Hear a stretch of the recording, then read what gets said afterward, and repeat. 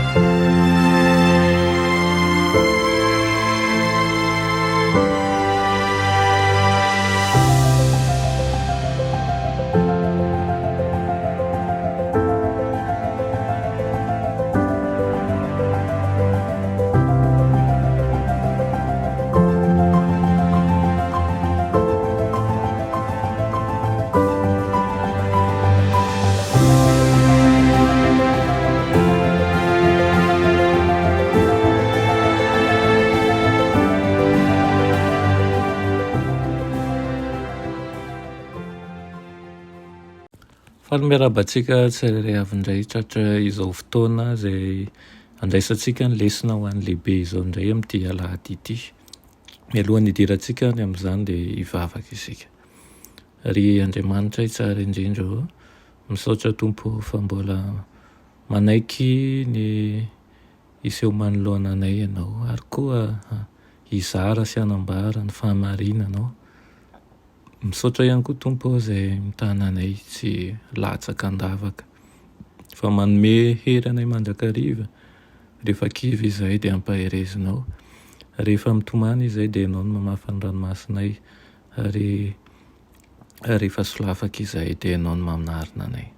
Misaotra ny fitiavana izay arosonao anay tsirairay avy izao, hieny tenao indray izay ka mangataka ny famindramponao lehibe, ary koa mangataka anao mba hiasa ao anatin'ny tsirairay avy. Aminaran'i Jesosy, amen.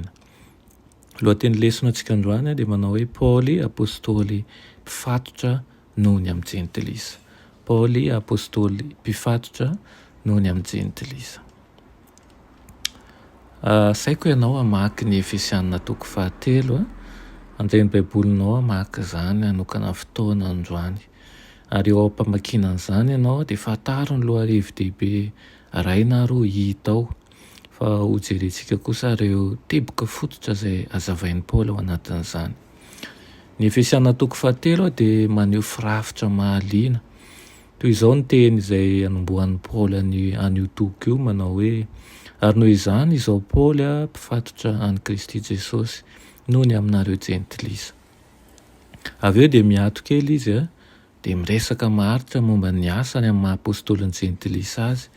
Dia rehefa tapitra io resaka antsisiny ataony io dia miverina amin'ny resony voalohany indray izay tatitra momba ny vavaka nataony ho an'ny mpino Efesianina, amin'ny famerenany hoe ary noho izany, izay efa noteneniny tany amin'ny andininy voalohany izany, dia mbola hitantsika ihany koa amin'ny andininy 420 sy ny 120. Ao amin'ny Efesianina toko 7:1 dia milaza ny tena no mpifatotra ny Kristy Jesosy i Paoly.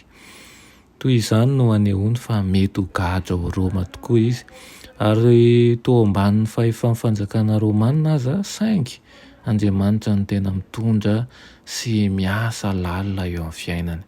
Tsy mpifatotra ny Roma izy, fa mpifatotra an'i Kristy Jesosy.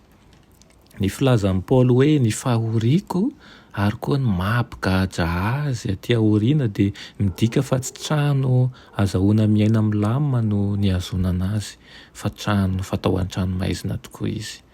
Sarotra tokoa izany ahiditra ponja tamin'ny taonjato voalohany izany, sy ny hoe ao an-trano maizina Romanina.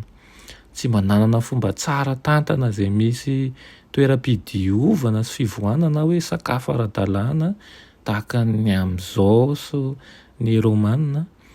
Ny marina dia tsy nila tranomaizina loatra io fanjakana io, satria tsy natao ho sazy ny fitoerana amponja. Ny olona natao tranomaizina manko dia ireo izay tena miandry fitsarana na ny famonoana azy ho faty. Ny gadra ihany izany no natao hikarakara ny tenany, ary niankina tamin'ireo havana mantsakaizana izy ireo ny amin'ny sakafo sy izay rehetra ilainy. Mety ho nampitebiteby lalina amin'ny Paoly ny amin'ny fiantraikan'ny figadrany eo amin'ny fihetseham-pon'ny mpino zany satria fahambaraka lehibe teo amin'ny fiarahamonina ny mahavoafonjy tao anatin'ny tontolo-kevitry ny kolotsaina mifototra amin'ny fanalam-baraka. Mety ho nanahy ihany koa izy nanontany tena hoe ahoana ny maha-apôstôly sy mpitondra hafatra Kristina sandatra amin'ny Paoly kanefa izy gadra sy atao tsinitsinina, koa asehony amin'ny endriny hafa ny fahababoly mba hanampy ny mpino ahitan'izany ho anisan'ny drafitra Andriamanitra. Ho azy ireo no hiaretan'ny fahoriako ho anareo izy ary izay verina ho mitondra henatra dia hivadika voninahitra ho azy ireo.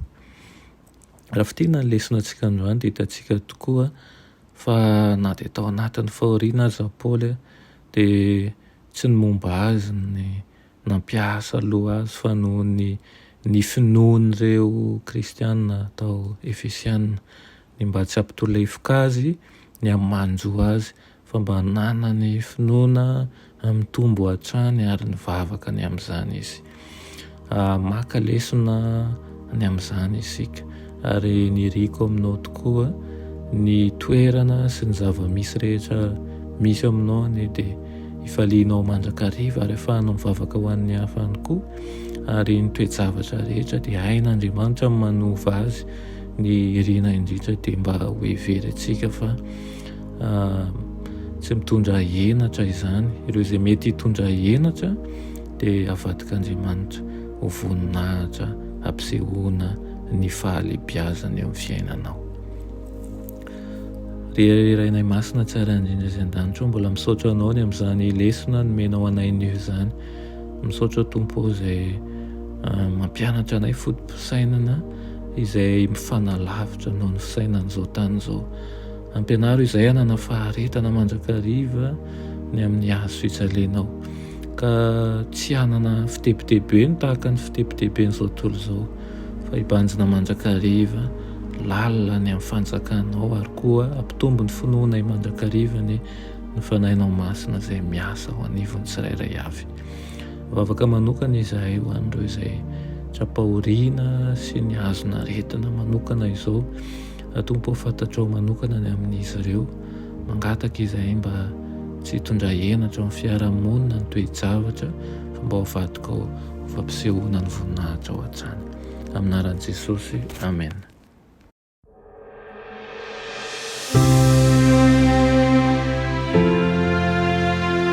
Mianatra eo an-tongotry Jesosy isan'andro.